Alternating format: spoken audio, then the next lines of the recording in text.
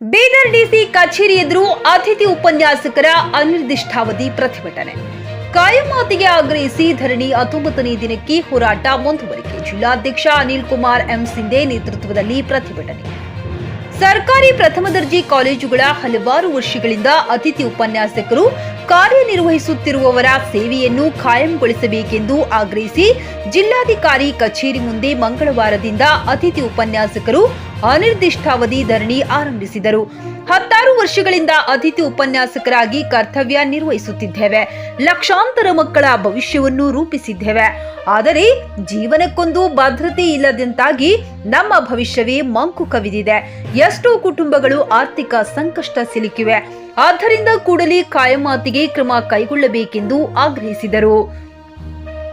ಅತಿಥಿ ಉಪನ್ಯಾಸಕರು ಹೋರಾಟ ಆರಂಭಿಸಿ ಕಾಲೇಜಿಗೆ ಗೈರು ಹಾಜರಾಗುತ್ತಿರುವುದರಿಂದ ರಾಜ್ಯಾದ್ಯಂತ ಓದುತ್ತಿರುವ ಲಕ್ಷಾಂತರ ಮಕ್ಕಳಿಗೆ ತರಗತಿಗಳು ನಡೆಯುತ್ತಿಲ್ಲ. ಇದರಿಂದ ವಿದ್ಯಾರ್ಥಿಗಳ ಶೈಕ್ಷಣಿಕ ಹಿನ್ನಡೆಯಾಗುತ್ತಿದೆ ಎಂದು ತಿಳಿಸಿದ್ದಾರೆ. ಬಹಳ ವರ್ಷಗಳಿಂದ ಸರ್ಕಾರಿ ಕಾಲೇಜುಗಳಲ್ಲಿ ಕರ್ತವ್ಯ ನಿರ್ವಹಿಸುತ್ತಿರುವ ಅತಿಥಿ ಉಪನ್ಯಾಸಕರ ಸರ್ಕಾರಿ ನೇಮಕಾತಿಗೆ ನಿಗದಿಪಡಿಸಿದ ವಯೋಮಿತಿ ಮೀರಿರುವುದರಿಂದ ಬೇರೆ ಉದ್ಯೋಗಗಳಿಗೂ ಹೋಗಲು ಸಾಧ್ಯವಾಗುತ್ತಿಲ್ಲ. ಇಲ್ಲಿಯೇ ಅವರು ಭವಿಷ್ಯ ಕಟ್ಟಿಕೊಳ್ಳಬೇಕಾಗಿದೆ ಎಂದು ಮನವಿಯಲ್ಲಿ ತಿಳಿಸಿದ್ದಾರೆ. ಸೇವೆ ಕಾಯಮಾತಿಗೊಳಿಸಬೇಕೆಂದು ಆಗ್ರಹಿಸಿ ಈಗಾಗಲೇ ಹಲವು ಬಾರಿ ಹೋರಾಟ ಮಾಡಿದ್ದೇವೆ. ಸರ್ಕಾರದ ಗಮನವನ್ನು ಸೆಳೆದಿದ್ದೇವೆ. ವಿಧಾನಸಭಾ ಚುನಾವಣೆ ಸಂದರ್ಭದಲ್ಲಿ ಸಮಸ್ಯೆಗೆ ಸ್ಪಂದಿಸುವ ಭರವಸೆಯನ್ನು ಕಾಂಗ್ರೆಸ್ ನೀಡಿತ್ತು. ಕೂಡಲೇ ನಮ್ಮ ಬೇಡಿಕೆ ಈಡೇರಿಸಬೇಕೆಂದು ಆಗ್ರಹಿಸಿದರು.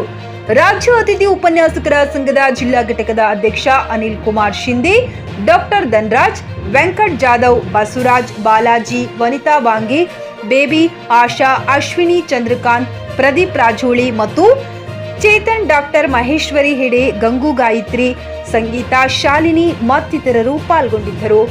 Pradeep Kumar Dadhanur, JK News Kannada, Bidar.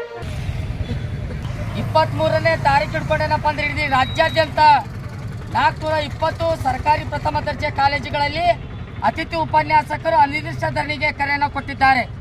ಈಗಾಗಲೇ ಎಲ್ಲ ಸರ್ಕಾರಿ ಪ್ರಥಮ ದರ್ಜೆ ಕಾಲೇಜುಗಳು ಅತಿಥಿ ಉಪನ್ಯಾಸಕರ ಮೇಲೆ ನಿರ್ಭರವಾಗಿದೆ ಅಂತಕ್ಕಂಥದ್ದು ಈಗಾಗಲೇ ಸರ್ಕಾರಕ್ಕೆ ಗಮನದಲ್ಲಿದೆ.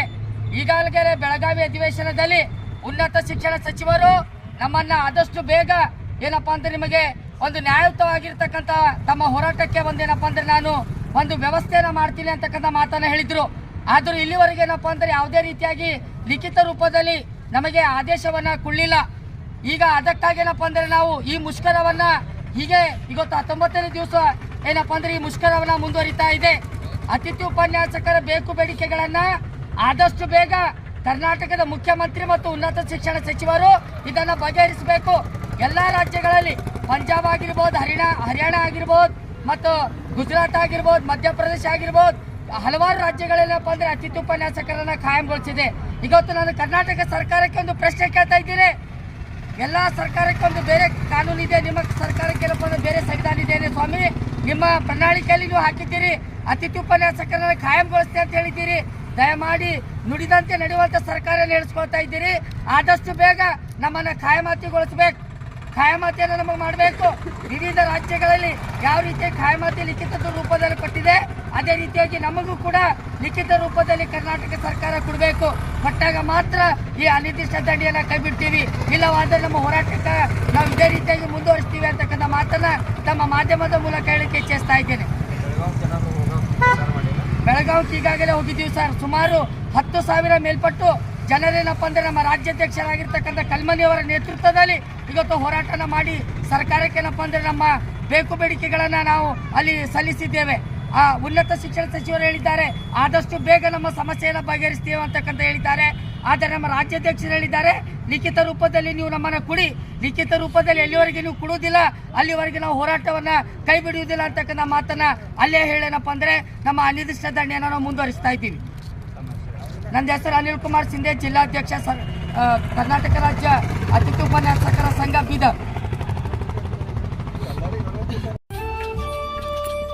Coat pant, sherwani, suiting, shirting, sari, dress material ಹಾಗೂ ಎಲ್ಲಾ ತರಹದ ಮದುವೆ ಫ್ಯಾಷನ್ ಬಟ್ಟೆಗಳು ಲಭ್ಯ. ಹಿಂದೆ ಭೇಟಿ ನೀಡಿ. ಆರ್ಕೆ ಫ್ಯಾಷನ್ ಕಲೆಕ್ಷನ್, ಬಸ್ ನಿಲ್ದಾಣ ಎದುರುಗಡೆ, ಹುಮನಾಬಾದ.